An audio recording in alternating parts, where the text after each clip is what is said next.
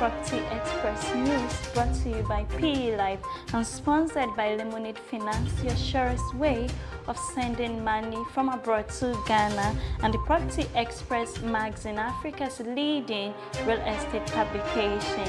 Now, to remind you, the newest edition of the Property Express magazine is out, so contact www.propertyexpress.org for your copy.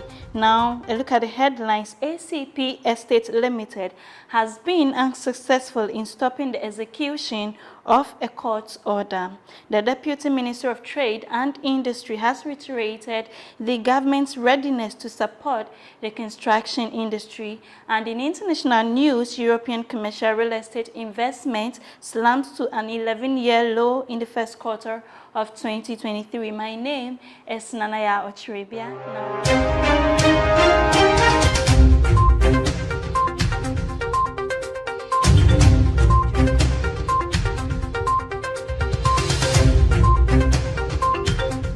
Now, the news in details. ACP Estate Limited has been unsuccessful in stopping the execution of a court order. ACP Estate Limited, ACPEL, has failed to halt the execution of a court judgment requiring the return of the vacant portion of a 200-acre land in Pokuasi to the Nido Duclote family. The company's application for a stay of execution asked the Accra High Court to stay execution of the judgment pending the outcome of an appeal to the Court of Appeals challenging the judgment. However, the Supreme Court, presided over by Justice Kwame Jamefi Osei, dismissed the request on the grounds that ACPEL failed to establish exceptional circumstances justifying a stay of execution. After dismissing the application, ACP Estate Limited was fined 5,000 Ghana cedis. The Deputy Minister of Trade and Industry has reiterated the government's readiness to support the construction industry. The Deputy Minister of Trade and Industry, Mr. Michael Ochiribefi, has reiterated the government's readiness to support businesses in Ghana's construction industry to thrive in the wake of the global economic crisis. He said that the government was keen on partnering with various technical institutions and private sector players by introducing policies that would enhance the sector amid the country's competitive built environment. He was speaking during a construction technologies workshop held at the Kwame Nkrumah University of Science and Technology. Mr. Ochiribefi noted that the government recognized the role of institutional partnerships in coming up with policies and directives that would improve the building and construction industry, and was therefore seeking more collaborations with industry players to enhance the sector.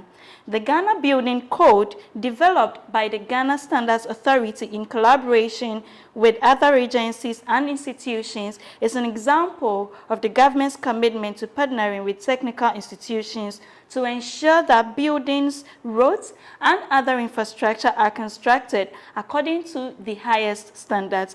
Let's stay on a while longer on this. Professor Alex Dodu, Director General of the Ghana Standards Authority, has explained that the new GSA laws calls for collaboration and academia with industry to develop standards that will help improve the construction industry.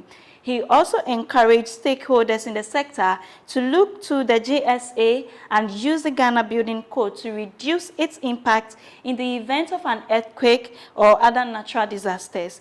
GSA, with the support of the government and engineering community, has produced a comprehensive building code containing all the tools and instructions on how to construct buildings, roads, and other infrastructure. According to him, Ghana's construction sector is ready to take off, and the Ghana Building Code is creating opportunities for the industry. Dr. Wolfram Schmidt, Principal Investigator of the German Federal Institute for Materials Research, BAM, spoke about the construction industry in Ghana and the need to find sustainable and effective alternative materials for construction. The workshop provided an overview of academic, government, and business strategies for developing new building materials, construction chemicals, and sustainable binders for the sustainability built environment in Africa, particularly in Ghana. Please stay with us as we go for a short break. We'll be right back.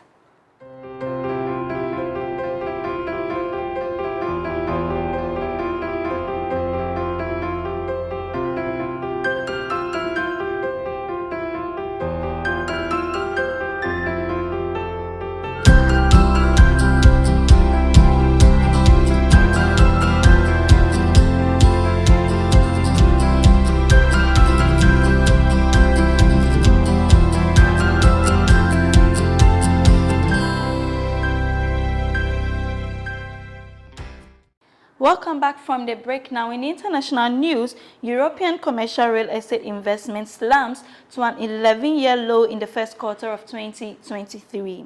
European commercial real estate investments fell to its lowest in 11 years in the first quarter of 2023, MSCI Real Assets has said, as investors spooked by higher interest rates and the economic outlook put acquisition plans on ice. The number of offices sold, Europe's largest real estate sector, fell to its lowest on record, while the volume of transactions slumped to a 13-year low of 10.8 billion euros. The UK kept its top spot as Europe's largest commercial real estate market, but Paris overtook London to become the region's most active investment destination, with the three largest European property deals of the first quarter all taking place in the French capital.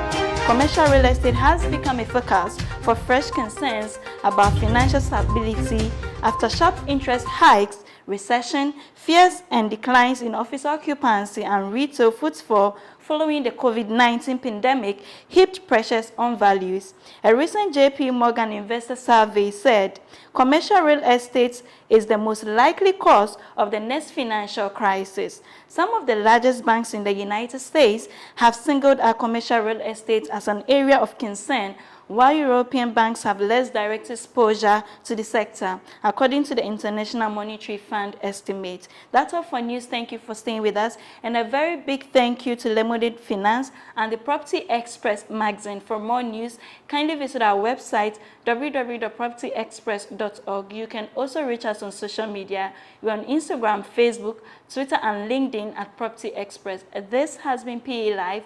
My name is Nanaya Ocherebia. Have a good day.